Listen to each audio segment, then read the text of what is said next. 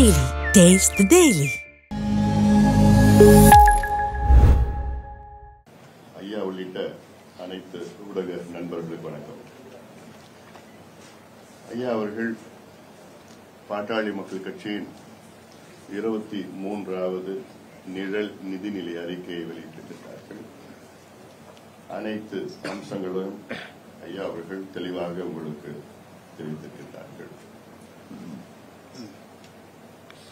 ஐயா அவர்கள் எதற்காக பாட்டாளி மக்கள் கட்சி நிழல் நிதிநிலை அறிக்கையை வெளியிடுகிறது என்றும் அதற்கும் விளக்கம் சொல்லியிருக்கின்றார்கள். இது எங்களுடைய யோசனைகள். இந்த யோசனைகளை அரசுக்கு கொடுத்து தமிழ்நாட்டின் நலனுக்காக இதை தொடர்ந்து செய்து வருகின்றோம். இதுவரை பாட்டாளி மக்கள் கட்சி இது போன்ற 23 நிழல் நிதிநிலை அறிக்கையும் 18வது வேளாண் நிழல் நிதிநிலை அறிக்கை போன்ற பல ஆவணங்கள் தமிழகத்திற்கும் இந்தியா முன்னேற்றத்திற்கும் வெளியிட்டிருக்கிறது. இதில் கணக்கிட்டால் கிட்டத்தட்ட 100க்கும் மேற்பட்ட ஆவணங்களை நாங்கள் கடந்த 35 ஆண்டு காலம் தயார் செய்து வெளியிட்டிருக்கின்றோம். இதுபோன்று தமிழ்நாட்டில் மட்டுமல்ல, இந்தியாவில் எந்த கட்சியும் எந்த ஆவணமும் வெளியிடவில்லை. குறிப்பாக தமிழ்நாட்டில் ஆளும் கட்சி திமுகவோ அதிமுகவோ இவர்கள் எதிர்கட்சிகளாக இருக்கின்ற நேரத்திலே தமிழ்நாட்டின் வளர்ச்சிக்காக ஒரே ஒரு ஆவணம் கூட வெளியிடவில்லை. மாற்றாக மற்ற கட்சிகளும் எந்த ஆவணமும் வெளியிடவில்லை. ஒரு சில கட்சிகள் ஊழல் குற்றச்சாட்டு ஆவணங்களை வெளியிட்டிருக்கிறார்கள் தவிர வளர்ச்சி ஆவணங்கள் எதுவுமே எந்த கட்சியும் வெளியிடவில்லை. தொடர்ந்து நாங்கள் வெளியிட்டு வருகின்றோம். ஐயா அவர்கள் இந்த நிதிநிலை அறிக்கை சொன்னது போன்று தமிழ்நாட்டின் வருவாய் வரவுகள் 5,43,442 கோடியாக இருக்கும். நான் திருப்பி சொல்ல போறது கிடையாது, ஜஸ்ட் ஒரு ஃபாலோ அப் தான் சொல்லிட்டு இருக்கேன். கடந்த ஆண்டை விட வருவாய் பாத்தீங்கன்னா கிட்டத்தட்ட 1,91,602 கோடி. இதுல அதிகமா கனிம வளத்தை முறைப்படுத்தினா போதும். சமீபத்தில் நீங்க பார்த்திருப்பீங்க இந்த மணல் கொள்ளை என்று, அது எத்தனை லட்சம் கோடி கணக்குன்னு இடி சொல்லிருக்காங்க. ஆனா அரசு வருவாய் எவ்வளவு தெரியுமா கொடுத்திருக்காங்க? 35 கோடின்னு கொடுத்திருக்காங்க. 40 கோடி 35 கோடியோ, ஆனா எத்தனையோ லட்சக்கணக்கான கோடி சுரண்டிருக்கிறாங்க. இதெல்லாம் சரிப்படுத்தினாலே போதும். அதெல்லாமல் வரி அல்லாத வருவாயாக 2,02,010 கோடி ஈட்டம் திட்டம் வருவதால் தான் இந்த அளவுக்கு அதிக வருவாய் சாத்தியமாகிறது. நடப்பாண்டின் மொத்தம் செலவினம் 5,68,978 கோடியாகும். அதாவது 5,68,978 crores மொத்தம் தமிழ்நாட்டினுடைய மொத்தம் செலவு பட்ஜெட். அதுல வருவாய் செலவினம், அது வருவாயில் எவ்வளவு, அதுல செலவினம் 4,97,123 கோடியாக இருக்கும்.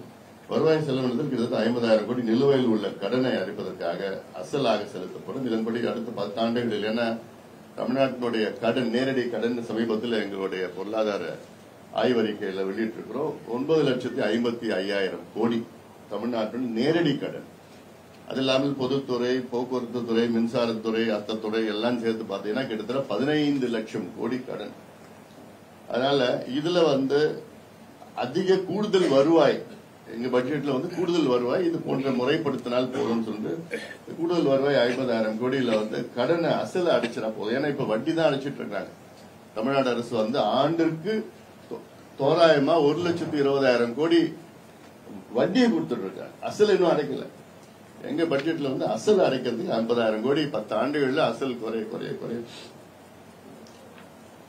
வட்டியும் குறையும், நமக்கு அது கடனும் குறையும். தமிழ்நாட்டில் நடப்பாண்டுல 2 லட்சம் பேருக்கு அரசு வேலை.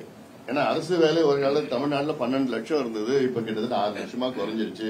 திமுக ஆட்சி வருவதற்கு முன்பு அவங்க வாக்குறுதி கொடுத்தாங்க, நாங்க ஆட்சிக்கு வந்தவுடன் 10 லட்சம் பேர் அரசு வேலைக்கு உருவாக்குவோம் என்று சொன்னார்கள். ஆனா உண்மையிலே அவ்வளவு நடக்கல. இது வரைக்கும் 4 ஆண்டு காலம் திமுக அரசு ஆட்சிக்கு வந்தவுடன் 37,000 பேருக்கு தான் அரசு வேலை வழங்கியிருக்கிறார்கள். அதுல 32,000 பேருக்கு கூடுதலாக வழங்கியிருக்கு. அது நிரந்தரம் கிடையாது, டெம்பரரி.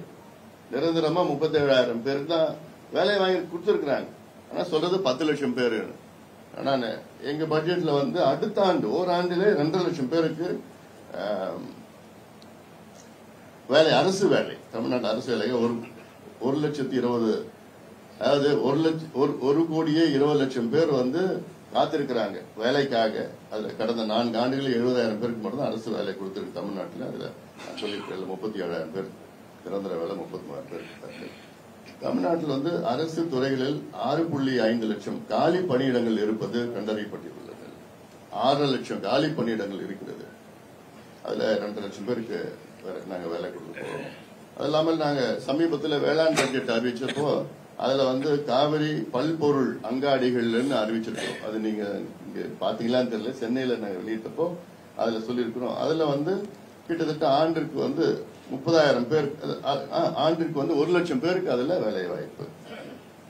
அதே போன்று வேளாண் விளைபொருள் கொள்முதல் வாரியத்துக்கு 12,000 பேர் வேலை வாய்ப்பு.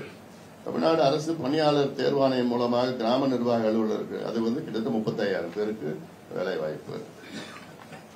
அதே போன்று 2ஆம் தொகுதி பணிகளுக்கு 10,000 பேர் புதிதாக தேர்வு செய்யப்படுவார்கள். அப்புறம் அரசு பள்ளிகளில் முதல் கட்டமாக 40,000 ஆசிரியர்கள். ஏன்னா இதுதான் ரொம்ப மோசடி.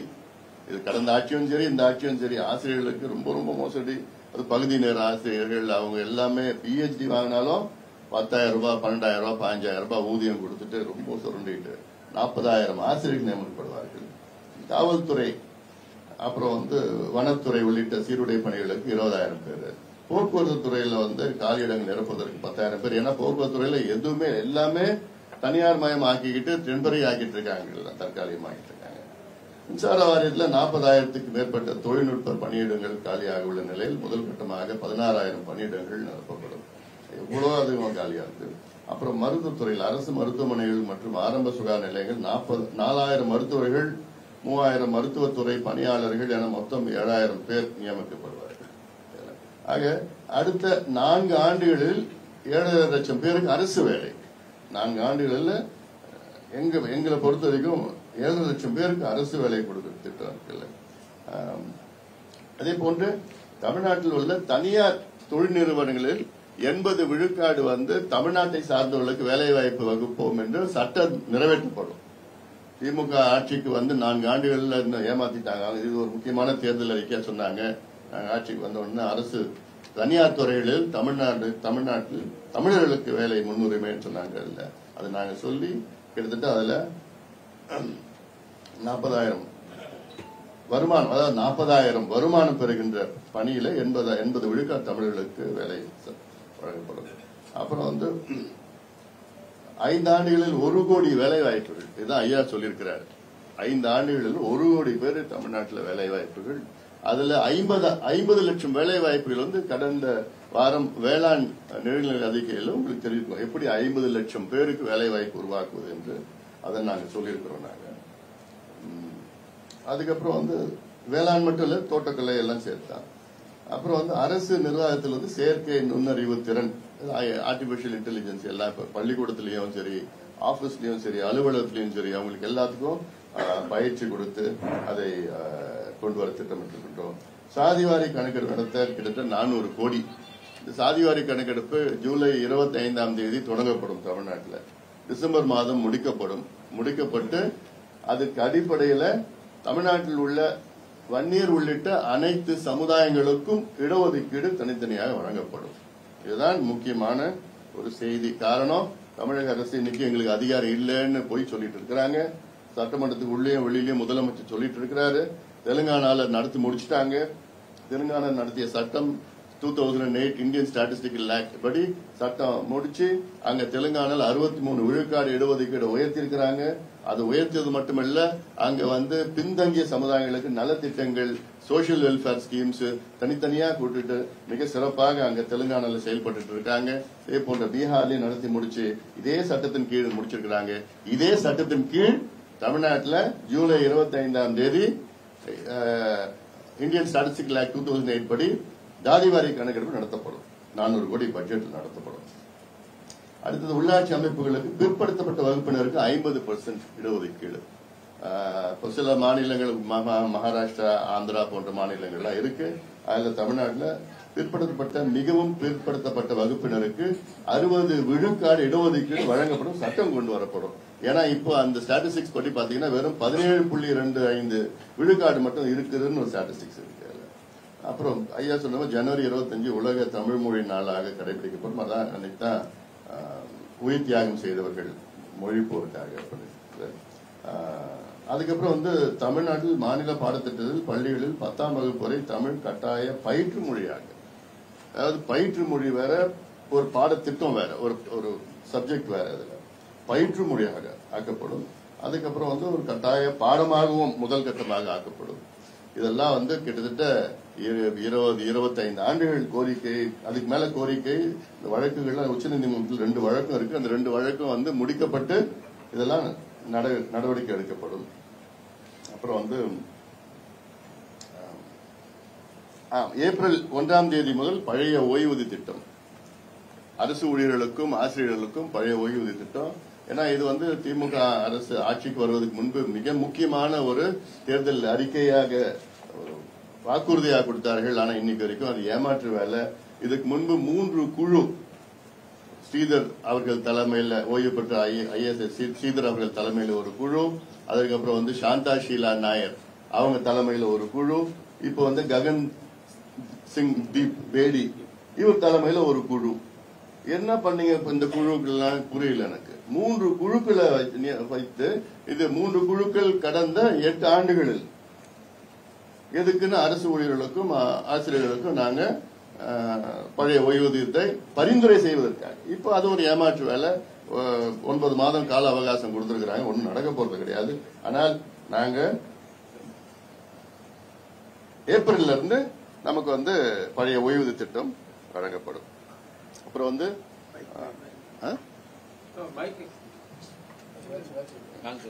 அப்புறம்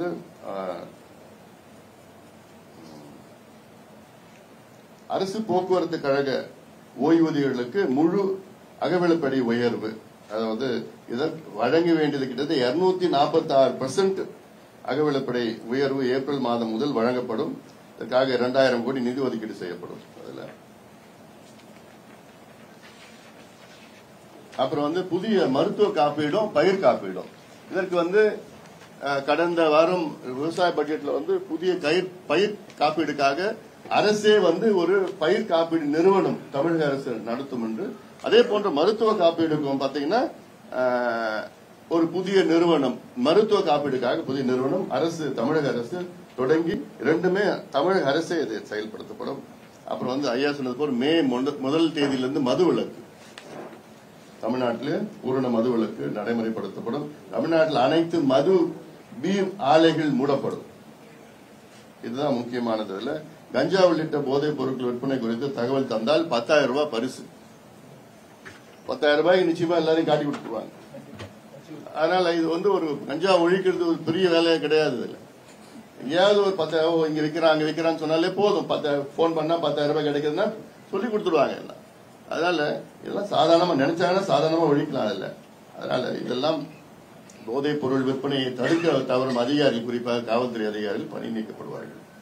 அப்புறம் ஐயா சொன்னது கல்வி மருத்துவத்துறைக்கு 2.5 லட்சம் கோடி. இது பெரிய ஒரு பட்ஜெட் அலோகேஷன். ஐயா சொன்னது கோத்தாரி கமிஷன் ரிப்போர்ட் 6%, அதுக்கப்புறம் மருத்துவத்துக்கு 3%, 9% பட்ஜெட்ல கொடுக்கணும்னு இருக்குது. பட் ஆனா இவ்வளோ செய்ய முடியாது. ஏன்னா கிட்டத்தட்ட ஒரு 40-45 விழுக்காடு 2 துறைக்கு மட்டும் பண்ண முடியாத சூழல்ல இருக்குது. தமிழகத்தில் மும்மொழி கொள்கை நடைமுறைப்படுத்தப்படாது, இருமொழி கொள்கை தொடரும். மாநில கல்விக் கொள்கை 2025 ஏப்ரல் மாதம் வெளியிடப்படும். அரசு பள்ளிகளுக்கு மேம்படுத்த 36,000 கோடி நிதி ஒதுக்கீடு செய்யப்படும். பள்ளி கல்வி வளர்ச்சிக்கு தனி நிதியம் ஏற்படுத்தப்படும். அப்புறம் ஒரு தொகுதிக்கு, ஒரு எம்எல்ஏ தொகுதிக்கு ஒரு அரசு கலை கல்லூரி. இன்னைக்கு கிட்டத்தட்ட ஒரு 164 கலை கல்லூரியில் இருக்கிறது. அது இன்னும் ஒரு 234 கலை கல்லூரியாக உயர்த்தப்படும். அப்புறம் 6 புதிய மருத்துவ கல்லூரிகள் தொடங்கப்படும். ஏன்னா இந்த 4 ஆண்டுகள் பாத்தீங்கன்னா ஒரே ஒரு மருத்துவ கல்லூரி கூட திமுக தொடங்கல. ரொம்ப மோசமானது இது. அதுல 6 கல்லூரிகள் தொடங்கப்படும்.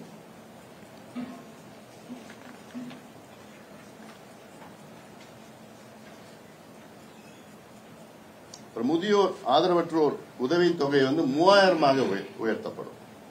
தமிழ்நாட்டில் 70 லட்சம் பேருக்கு வந்து முதியோர் ஆதரவற்றோர் உதவித்தொகை வழங்கப்படும். ஏழை குடும்பங்களுக்கு வழங்கப்பட்டு வரும் மாத உரிமை தொகை வந்து 1000 2000 உயர்த்தப்படும். அப்புறம் வந்து இது வந்து நான் தொடக்கத்தில் சொல்லியிருக்கிறேன். இதுக்கு நிதி எங்க இருந்துன்னா 2 லட்சம் கோடி, கிட்டத்தட்ட 2 லட்சம் கோடி வரி இல்லாத வருவாய் ஈட்ட திட்டம். அந்த வரி இல்லாத வருவாய்னா இந்த கனிம வளம் அதெல்லாம் சேர்ந்து அதுல கிரானைட்டு, தாது மணல், கனிம வளம், இந்த மணல் இதெல்லாம் சேர்ந்து முறைப்படுத்தினா போதும். அது இல்லாம நிர்வாக ஊழல் இல்லாம நிர்வாகத்தை கொண்டு வந்தாலே இது கிட்டத்தட்ட 2,10,000 கோடி ரூபாய் வருமானம் கூடுதலாக, வரி இல்லாத வருமானம் வந்து இதை கூடுதலாக உயர்த்தலாம்.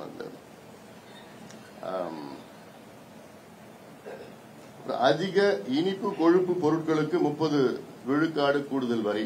இந்த பீட்சா, பர்கர் இதெல்லாம் வந்து ஃபாஸ்ட் ஃபுட்லாம் இருக்குல்ல, கேலரி ஹை கேலரி ஃபுட்ஸ், இதெல்லாம் வந்து 30% கூடுதல் வரி, கொழுப்பு வரின்னு சொல்லி கூடுதல் வரி. அப்புறம் மயனேஸ் சாஸ்க்கு 25%.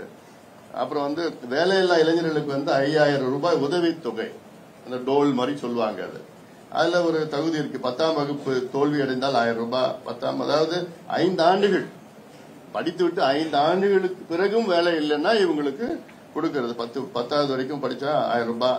அது இல்லாம பட்டமேற்பு படித்தவர்கள் வந்து 5000 ரூபாய். அது போன்ற இடையில 2000, 3000, 4000 ரூபாய் இருக்கும். அப்புறம் வந்து டிஎன்பிஎஸ்சி நிலையான தேர்வு அட்டவணை. ஏன்னா இப்ப டிஎன்பிஎஸ்சி எப்ப பண்றாங்க, என்ன பண்றாங்க, அது தேர்வு முடிச்சு கிட்டத்தட்ட 1.5 வருஷம் ரிசல்ட் வராம இருக்குது. இந்த பிள்ளைகளுக்கு என்ன பண்ண போறோம், எதிர்காலம் புரியாம இருக்கிறாங்க. இது வந்து ஏதோ ஆயிரக்கணக்கில் லட்சக்கணக்கான மாணவ மாணவிகளோ வேலையை தேடி இருக்கின்ற இளைஞர்கள் வந்து அவங்க வாழ்க்கை நிலை இல்லாத ஒரு சூழல் இருக்கிறாங்க. அப்புறம் பிற்படுத்தப்பட்ட சமுதாயங்களுக்கு தனி கார்பரேஷன் ஐயா சொல்லியிருக்கிறார். அது வந்து ஆந்திராவில் சிறப்பாக வெற்றிகரமாக கடைபிடிச்சிருக்கிறாங்க. அதுக்கு வந்து அந்த கார்பரேஷன் மூலமாக அடுத்த 5 ஆண்டுகளில் 3 லட்சம் கோடி ரூபாய் சம்பந்தமா நலத்திட்ட உதவிகள் வழங்கப்படும். அப்புறம் வந்து தொழில் முதலீடுகள் வெள்ளை அறிக்கை. ஏன்னா இப்ப தமிழ்நாட்டில் சொன்னாங்க, தமிழ்நாடு அரசு 10 லட்சம் கோடி ரூபாய்க்கு வந்து முதலீட்டாளர்கள் மாநாடு நடத்தணும். அதுல 10 லட்சம் கோடி ரூபாய்க்கு புரிந்துணர்வு ஒப்பந்தங்கள், மெமரண்டம் ஆஃப் அண்டர்ஸ்டாண்டிங், MOU வழங்கப்பட்டதுன்னு. அதுல எவ்வளவு முதலீடு வந்திருக்குது, எத்தனை பேருக்கு வேலை வாய்ப்பு வந்திருக்கு, வெள்ளறிக்கை கேட்டா கொடுக்கல. சோ அந்த வெள்ளறிக்கை எங்களுடைய நிலைநிலை அறிக்கையில இந்த வெள்ளறிக்கை வந்து எவ்வளவு நடந்திருக்கு வந்திருக்கு நாங்க இதுல கொண்டு வருவோம். அதுக்கப்புறம் தமிழ்நாட்டில் வந்து 5 இடங்களில் ஒருங்கிணைந்த தொழில் மண்டலங்கள் ஏற்படுத்தப்படும். அதுக்கப்புறம் தமிழ்நாடு சட்டசபை ஆண்டிற்கு 100 நாட்கள் 3 முறை கூடி குறைந்தது 100 நாட்கள் வந்து அதுல வந்து பிரச்சனைகளை குறித்து ஆக்கப்பூர்வமான விவாதம் நடத்தப்பட்டு அது வந்து லைவ் டெலிகாஸ்ட் நேரலையில் அது எல்லாத்துக்கும் வெளியில 8 லட்சமாக காட்டப்படும். அப்புறம் வந்து பேருந்து கட்டணம் உயர்த்தப்படாது. தேவையான எண்ணிக்கையில் புதிய பேருந்துகள் வாங்கப்படும். போக்குவரத்து கழக லாபத்தில் இயக்க நடவடிக்கை கட்டணம் உயர்த்தப்படாது. சென்னையில் அனைத்து பேருந்துகளிலும் இலவசமாக பயணிக்கலாம். சென்னையில தொடக்கத்தில் சென்னையில், அதுக்கு பிறகு வந்து அது எப்படின்னு பார்த்துட்டு மற்ற மாநகராட்சியில் வந்து கிட்டத்தட்ட 22 மாநகராட்சி இருக்குது, அதில் பண்ணிக்கலாம்ல. அப்புறம் வந்து சென்னையில் வந்து பேருந்து எண்ணிக்கை வந்து 6000 உயர்த்தப்படும். அப்புறம் வந்து காவல் ஆணையத்தின் பரிந்துரைகள் செயல்படுத்தப்படும். 5ஆம் காவல் ஆணையத்தின் பரிந்துரைகள் பெறப்பட்டுள்ள நிலையில் அவை ஆய்வு செய்து நிறைவேற்றப்படும். காவலர்கள் ஊதிய உயர்வு 8 ஆண்டுகளுக்கு ஒரு பதவி உயர்வு வழங்கப்படும். கோயம்பேடு பேருந்து நிலையம் இப்ப இருக்கிற நிலையம் வந்து அது பூங்காவாக மாற்றப்படும் முழுமையாக. அதாவது கிரீன் பார்க் சொல்றது, பசுமை பூங்கா 66.4 ஏக்கர். இதுல வந்து இந்த மால்லாம் வராது. அப்புறம் கீழம்பாக்கத்திற்கு மெட்ரோ ரயில். ஏன்னா இப்போ அது ஒரு திட்டம், ஒரு பேருந்து நிலையம் உருவாக்குனா அதுக்கு இணைப்பு எல்லாம் வரணும், மக்கள் வந்துட்டு போறதுக்கு இணைப்பு இருக்கணும். இணைப்பு இல்லாம இவங்க ஏதோ ஒண்ணு ஒரு பேருந்து நிலையத்தை தொடங்கிட்டாங்க, இவ்வளவுதான். மக்கள் எவ்வளவு அவதிப்பட்டு இருக்காங்க அதுல இருக்குது. அதனால இதுல கிளம்பாக்கத்துக்கு மெட்ரோ ரயில் அதை கொடுப்பாங்க. அப்புறம் வலிமையான லோக் ஆயுக்தா, அப்புறம் பொது சேவை உரிமை சட்டம் அதெல்லாம் இந்த நிச்சயமா கொண்டு வரப்படும். மேகதான அணை நிச்சயமாக வராது. அதுக்கப்புறம் வந்து வேளாண்மை துறைக்கு 66,000 கோடி, பாச திட்டத்திற்கு 20,000 கோடி. அதெல்லாம் உங்களுக்கு கடந்த வாரமே சொல்லியிருக்கிறோம் நம்ம அதுல எப்படி பண்ணிருக்கிறோம் சொல்லிட்டு. அப்புறம் வந்து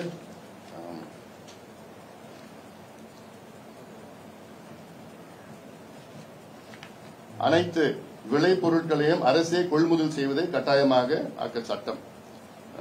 இதுவும் வந்து வேளாண் பட்ஜெட்லயே சொல்லியிருக்கிறோம் நம்ம. அப்புறம் அதுல நிறைய அந்த காவிரி பல்பொருள் அண்டகாடிகள்லாம் இருக்கு. விலங்குகள் தாக்கி உயிரிழப்போருக்கு 25 லட்சம் அதெல்லாம் கடந்த வாரம் அங்கே பட்ஜெட்ல வேளாண் பட்ஜெட்ல சொல்லியிருக்கிறோம் நம்ம. அப்புறம் வந்து பறக்கும் சாலை திட்டம், மின் திட்டங்கள் விரைவுபடுத்தப்பட 2 லட்சம் கோடி முதலீடு சொல்லிருக்கு. ஏன்னா இன்னைக்கு ஏன் மின் கட்டண உயர்வுன்னு பண்ணிட்டு இருக்காங்கன்னா, மின்சாரத்துறையில மிகப்பெரிய ஊழல் நடந்துட்டு இருக்கு. தனியாருக்கு வந்து கூடுதலாக அதிக கட்டணத்துல வந்து மின்சாரம் வந்து பெறப்பட்டு இருக்கிறது. இதெல்லாம் தொடர்ந்து நாங்க கிட்டத்தட்ட ஒரு இந்த 3-4 மாதத்துல கிட்டத்தட்ட ஒரு 6 அறிக்கைகள் நாங்க வெளியிட்டிருக்கோம், தெளிவான அறிக்கைகள் வெளியிட்டிருக்கிறோம். அதனால ஏன்னா அரசு தயாரிக்கின்ற மின்சாரம் வந்து அது வந்து மிக குறைந்த அளவில் நடந்து கொண்டிருக்கிறது. அடுத்து அது 10,000 இப்போதைக்கு வெறும் 5,000 மெகாவாட் தான் அரசு வழிகளில் வந்துட்டு இருக்கு. மீதி எல்லாமே 15,000 மெகாவாட் தனியார் இருந்து வாங்கிட்டு இருக்காங்க. இது வந்து அரசு பங்களிப்பு வந்து அதிகப்படுத்தப்படும். அப்புறம் காலநிலை செயல் திட்டம் காலநிலை மாற்றத்தை கட்டுப்படுத்தும் நோக்கில் தமிழக நகரங்களுக்கான காலநிலை செயல் திட்டம் Tamil Nadu urban areas climate action plan உடனடியாக உருவாக்கப்பட்டு செயல்படுத்தப்படும்.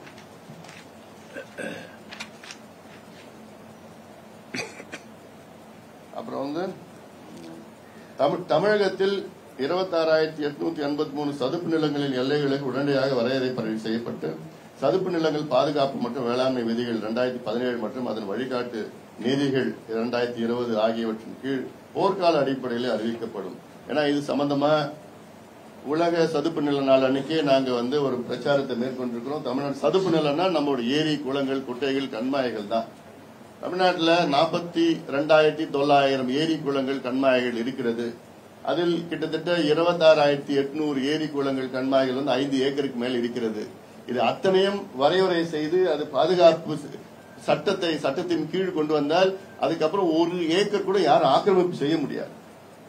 இதை செய்ய தவறி கொண்டிருக்கின்ற தமிழகத்துக்கு கேட்டா நாங்க 100 ஏரிகளை வந்து வரையறை செய்து வச்சிருக்கிறோம். ஆனா இன்னும் நோட்டிஃபை பண்ணல. ஏன் நோட்டிஃபை பண்ணல? இந்த மார்ச் மாதத்திற்குள் சுப்ரீம் கோர்ட்டுடைய ஆர்டர்னா நோட்டிஃபை பண்ணணும். எல்லாமே இந்தியாவில் உள்ள எல்லாம் தமிழ்நாடு உள்ளிட்ட பட் ஆனா செய்யற மனநிலையில இவங்க இல்ல.